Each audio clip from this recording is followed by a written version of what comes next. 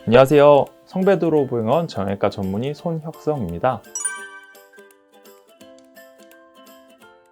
관절염은 많은 분들이 아시는 대로 연골이 닳아서 뼈와 뼈끼리 맞닿게 돼서 아프고 통증이 생기는 것이죠. 붓고 그리고 관절이 잘 안 움직이게 되는 그런 병입니다. 많은 분들은 관절염을 얘기했을 때 무릎의 관절염을 생각하기 쉬운데요. 사실 우리 몸에 어떤 관절이든지 관절염은 올 수 있습니다.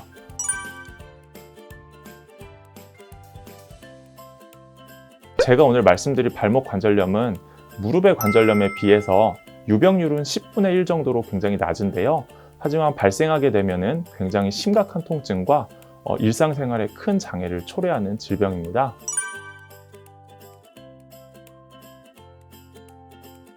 발목은 이제 연골의 두께가 다른 관절에 비해서 굉장히 얇습니다.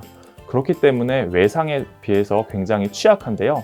하지만 그것에 비해서 발목 관절염이 유병률이 낮은 이유는 다른 관절에 비해서 이 연골의 강도가 굉장히 높기 때문입니다. 아까 말씀드린 대로 기본적인 노화에 의해서는 발목의 관절염이 잘 생기지 않습니다. 굉장히 단단하기 때문이죠. 하지만 외상에 굉장히 약하다는 말씀을 드렸듯이 이제 저희가 흔히 알 수 있는 발목의 인대 파열을 치료하지 않고 장기간 놔둔다거나 아니면은 과거에 이제 발목이 골절이 됐는데 제대로 치료를 받지 못하고 긴 시간이 지나게 되면은 발목의 관절염이 발생하게 됩니다.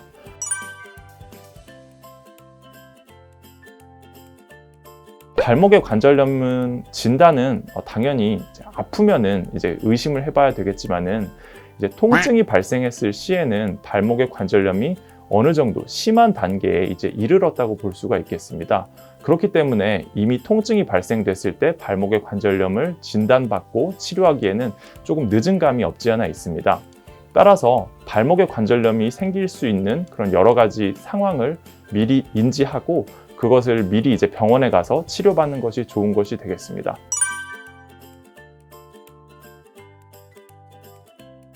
병기는 이제 그림에서 나왔듯이 1기에서부터 4기까지가 있고 보통은 3기 후반에 이르르면은 보통 인공관절이나 발목관절 유압술을 해야 될 정도로 되돌이킬 수 없는 상태가 되게 됩니다.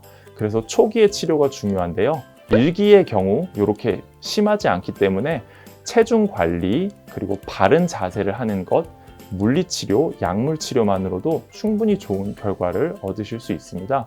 그렇기 때문에 빨리 병원에 와서 치료를 받는 것이 중요하겠죠. 2기 정도가 되게 되면은 우리가 이제 부골이라고 하는 것이 조금 발목 관절 주변으로 자라게 되는데요. 그런 경우에는 이제 기본적인 이제 보존적 치료만으로는 완벽하게 치료받기가 조금 쉽지는 않습니다.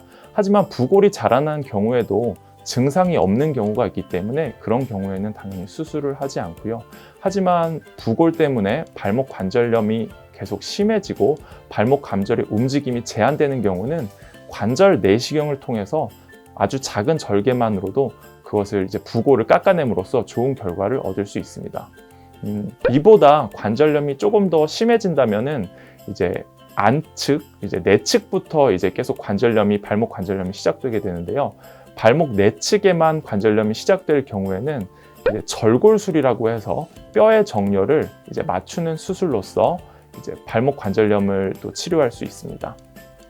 마지막으로 이제 가장 말기의 관절염이 발생했을 경우에는 이제 인공관절 치환술 또는 발목 유압술을 통해서 이렇게 발목 관절을 치료할 수 있습니다. 발목 관절은 사실 굉장히 중요한 관절이죠. 우리 몸을 지탱하는 관절이기 때문에 기본적으로 크게 문제가 발생하는 관절이 아니기 때문에 많은 사람들이 잊고 지내기 쉽습니다. 하지만 그렇다고 이 관절을 잊으면 안 되고 인대 파열이 됐거나 아니면 발목 관절이 조금이라도 통증이 생긴다면은 병원에 가서 본인의 발목 관절 상태를 확인하고 그거에 따른 치료를 하는 게 되게 중요할 것 같고요. 또 이제 정형외과 전문의를 찾아가서 상담을 받는 게 중요할 것 같습니다. 또한 이제 발목 관절은 이제 본인의 생활 습관과 또 관련이 있기 때문에 체중 관리라는 것이 또 중요할 것 같고요. 그리고 또 특히나 여성분들 같은 경우는 이제 꽉 조이는 신발이나 하이힐 같은 걸 신지 않는 것이 좋을 것 같습니다.